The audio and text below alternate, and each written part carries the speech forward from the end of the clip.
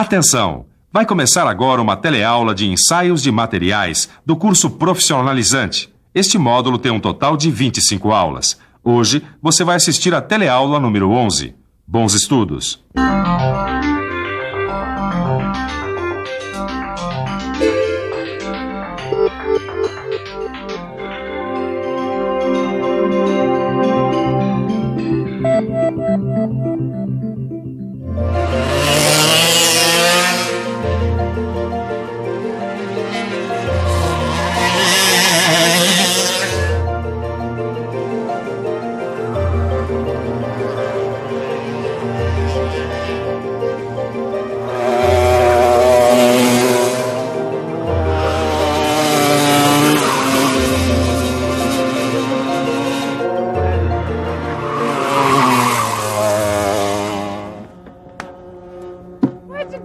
Mas você é cabeça dura mesmo, hein? Eu já não falei que você tem que abrir mais naquela curva? O problema é que a direção tá muito dura, né, Neuza? No duro? Eu tô dizendo, deu um duro danado e a máquina não respondeu. Meu amigo, ser piloto é dureza. Você já viu como existem vários sentidos para as palavras dura e dureza? E dependendo do caso, elas têm um significado diferente. Nem mesmo no mundo da indústria existe um só sentido para elas. Basta olhar para o kart e ver o quanto isso é verdade. Para o pessoal da metalurgia que fez o nosso chassi, dureza tem a ver com a resistência à deformação plástica permanente. Já o pessoal da mecânica, que dá uma força aqui no motor, entende dureza como sendo a resistência à penetração de um material duro no outro. Para o projetista do kart, dureza é uma base de medida. E por aí vai. Seja qual for a área de utilização, dureza é sempre uma propriedade que se aplica na comparação de materiais. E isso é muito importante para o dia a dia da indústria. Por isso, na teleaula de hoje, você vai conhecer um dos métodos de ensaio de dureza mais usados. É o ensaio de dureza Brinell. Agora não saia daí, que a nossa teleaula está só começando.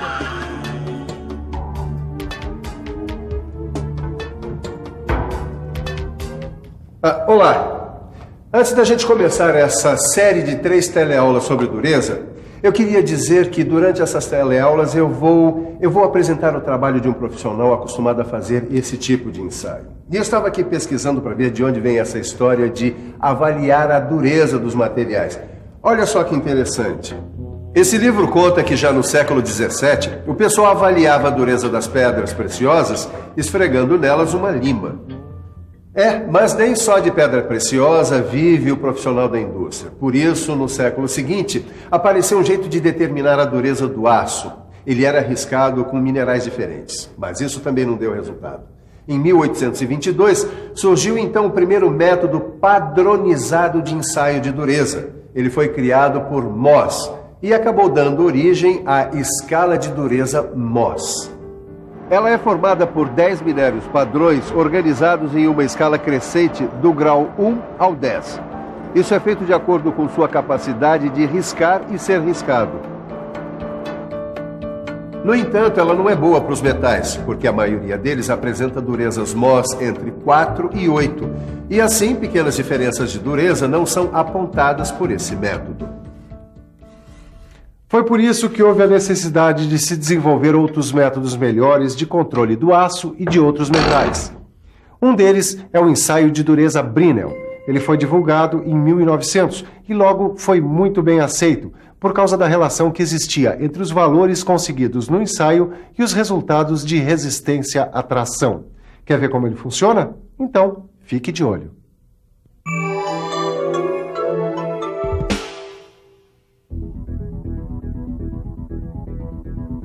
Veja que no ensaio de dureza Brinell, uma pequena esfera de aço de diâmetro D maiúsculo é comprimida por uma carga F contra uma superfície plana, polida e limpa de um certo metal durante um determinado tempo T. Assim, a esfera produz uma calota esférica de diâmetro D minúsculo e profundidade P. A dureza Brinell em inglês quer dizer Hardness Brinell, que se representa pelas iniciais HB. Em linguagem matemática, a dureza Brinell expressa dessa forma a relação entre a carga aplicada e a área da calota esférica impressa no material ensaiado.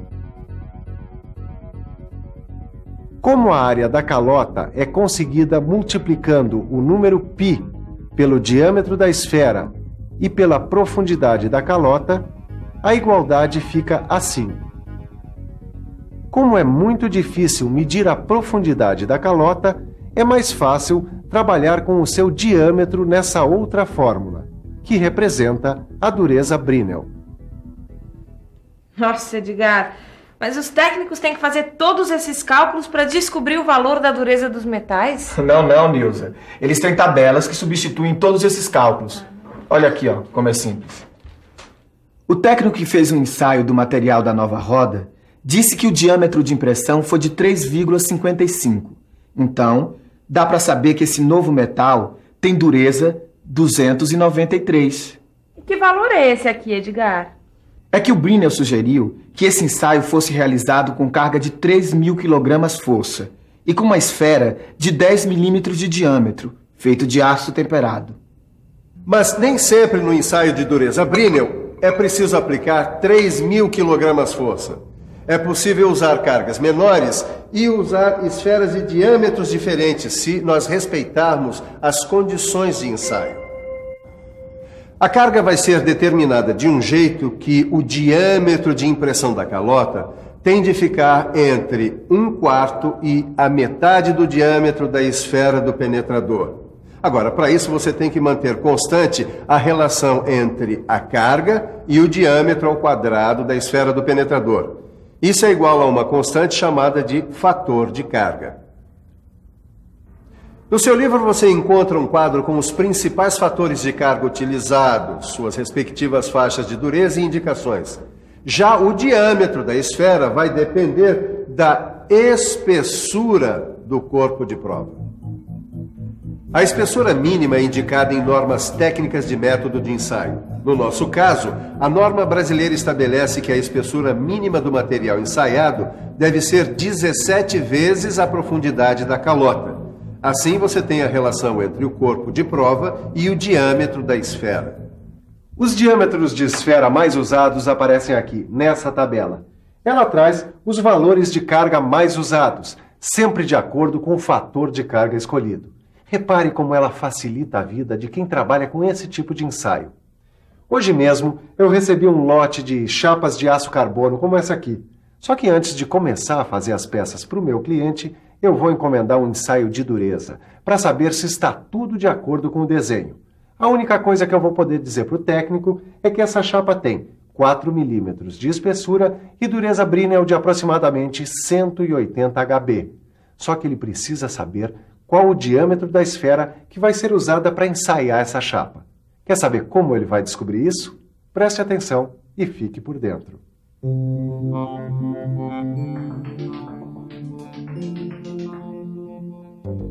Para determinar o diâmetro da esfera, utilizamos as informações dos dois quadros que estão no seu livro de estudos.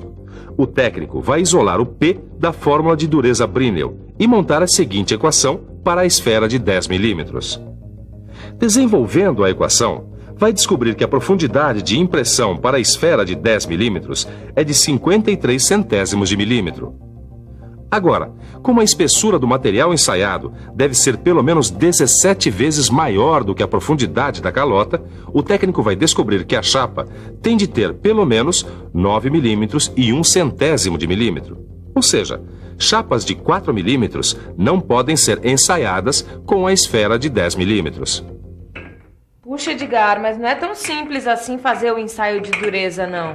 Mas esse ensaio não é você que vai fazer, né? O ensaio de dureza é usado pelas indústrias. Ah, é? De que jeito? Bom, para fazer o controle no processo de fabricação de peças que nós utilizamos no nosso kart, por exemplo. Bom, você quer ver como esses ensaios são realizados? Então preste atenção.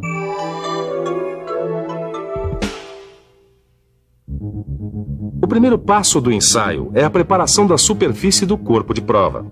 Ela tem que estar plana e bem acabada. Então, selecionamos o penetrador e a carga de ensaio.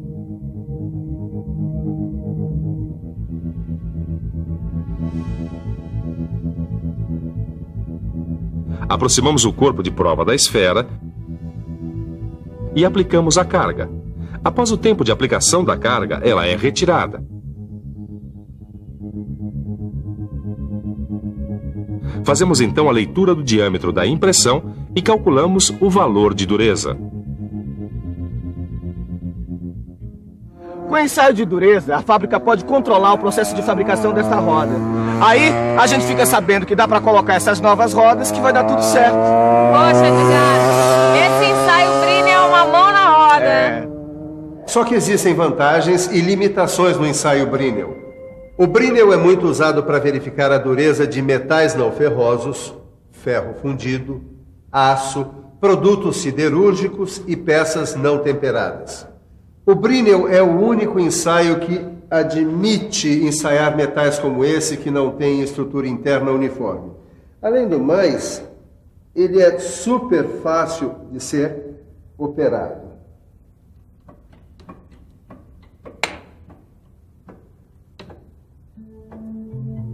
Uma das dificuldades é que o seu uso é um pouco limitado por causa desta esfera de aço temperado. Com elas, só dá para medir a dureza até 500 HB, senão estraga a esfera. E não é só isso. A recuperação elástica provoca muitos erros, já que o diâmetro da calota diminui com a retirada da carga. Quanto mais duro for o material ensaiado, maior vai ser esse erro. Isso sem falar que o ensaio não deve ser feito em superfícies cilíndricas com raio de curvatura menor que 5 vezes o diâmetro da esfera usada. Senão, ocorre um escoamento lateral do material e a dureza medida vai ser menor do que a verdadeira. Em alguns materiais podem acontecer deformações no contorno da impressão, provocando erros de leitura. Essa aqui é uma impressão normal. E nessas outras duas aqui, há uma deformação na calota, comprometendo a medição. Como você viu, o ensaio de dureza Brinell é muito importante e pede muita atenção de quem trabalha com ele. Por isso, nada melhor do que dar uma boa revisada. E atenção, se liga aí que é hora da revisão. Na teleaula de hoje, você conheceu o ensaio de dureza Brinell. Aprendeu como é feito o cálculo da dureza de um material a partir deste tipo de ensaio. E ainda viu as suas vantagens no controle do processo de fabricação e suas limitações. Essa foi a primeira de uma série de 3 teleaulas sobre os ensaios de dureza. Na próxima teleaula, você vai aprender outro ensaio de dureza, indicado nos casos onde o Brinell não é adequado. Mas antes de aprender esse novo ensaio, pegue o seu livro de estudo e resolva os exercícios. Aí você vai ver que esse assunto não é dureza coisa nenhuma. Tchau. Tchau.